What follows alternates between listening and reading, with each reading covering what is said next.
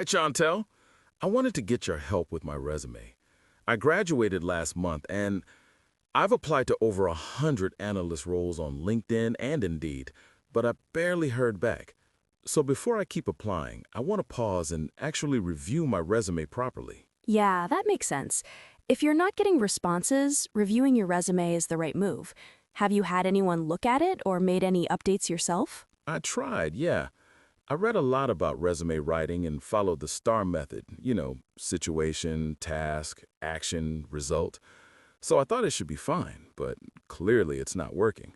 I'm also not even sure if I structured it the right way. Got it. So you followed the rules, but you're not getting results. Exactly. That happens a lot. A resume can look correct and still not work. Wait, really? Then how do I know if mine is actually effective? That's exactly what we'll go through. First, we'll fix your resume structure. Then I'll show you a better way to evaluate your experience beyond just using STAR. But let's start with your resume structure. How is it organized right now? I have my name at the top, then my contact info, then education, skills, projects, and experience near the bottom. Also, I feel like I have too much to include. The space is really limited. Yeah, that's very common. First quick win, your contact info. Right now it's taking multiple lines, right? Yeah. You can move it into the page header. Email, phone number, location, all in one line. That immediately saves space. Oh, I didn't know that. That's actually helpful. And for location, just city and province is enough. No full address. Got it. What about phone number? Should I include it? It's optional, but I recommend keeping it. Some recruiters still prefer calling, especially for quick screening or scheduling. Makes sense.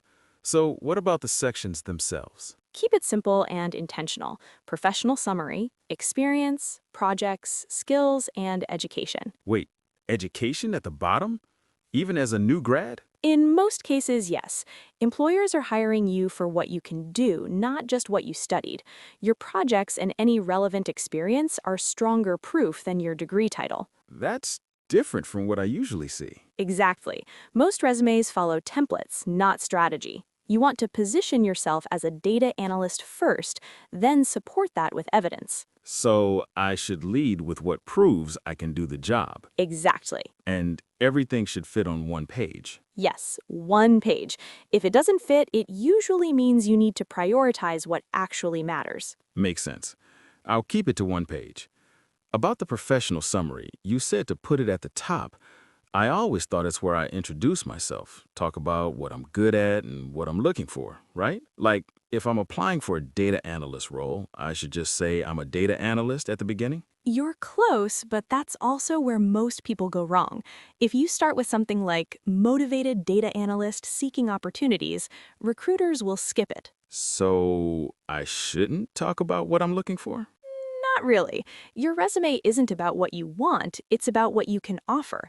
The summary should show how you match the role, not what you're hoping to get. Okay, so how should I start then? Start with positioned identity plus context. For example, data analyst with experience in dashboard design and data visualization, supporting business decision-making. That already sounds more specific. Exactly. Then you mention your tools, your domain, and the kind of problems you've worked on.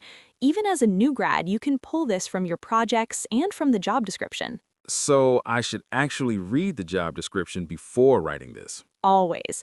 Look at what they're asking for skills, responsibilities, tools, and reflect that language in your summary. Got it.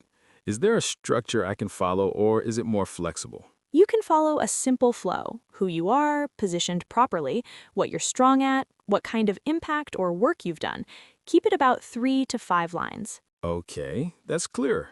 And one more thing, you can write the rest of your resume first, then come back and refine your summary so it aligns with your experience. That makes sense. I didn't really pay attention to it before. So the goal is not to introduce myself. Instead, it's to prove my value right away. Exactly. It's not an introduction, it's your first piece of evidence that you fit the role. Thanks. That helps a lot. Actually, I have another question about the experience section.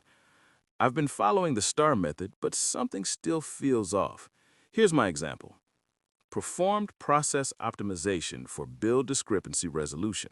including requirements gathering, reporting, and change management for operational workflows, reducing billing errors by 20%. I include the task, my actions, and a quantifiable result, but it doesn't sound strong enough. Following STAR is good, it shows structure, but there's another way to frame your experience so it hits harder. I call it action, purpose, and impact. You describe what you did, why you did it, and what effect it had on the business. It highlights your contribution in context, not just the activity. Ah, I see. So it's not enough to list responsibilities. You need to explain why you did it and what impact it had, even if it seems small. Exactly. Let's look at your example. Purpose, resolve bill discrepancies regularly. Actions, consolidate data from multiple sources, validate it, investigate inconsistencies. Result, reduce billing errors by 20%. Now the impact, fewer billing errors mean more reliable operations, better customer trust, and higher satisfaction. That's your business contribution. Wow, I didn't realize that my work had that much impact. You can absolutely show that on your resume. For example, investigated and resolved bill discrepancies by consolidating and validating data from Excel, databases, and documents, reducing billing errors by 20% and supporting reliable post-sales operations. This seems long. Won't each bullet point take up too much space? Not at all. A bullet can take up to 2 lines, sometimes 3 if necessary, but keep it concise. Prioritize clarity and measurable impact over strict brevity. Great.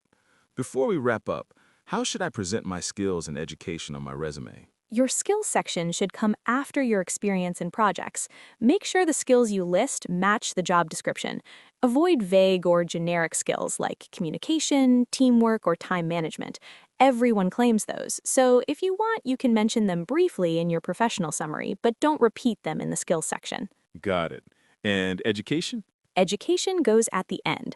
Include your program or degree and optionally a few relevant courses that directly relate to the role or industry. Keep it concise. No need to over-explain. Thanks so much. This was really helpful. I'll spend the next few days updating my resume following your advice. If I have any questions, I'll reach out. Perfect. Good luck with your job search.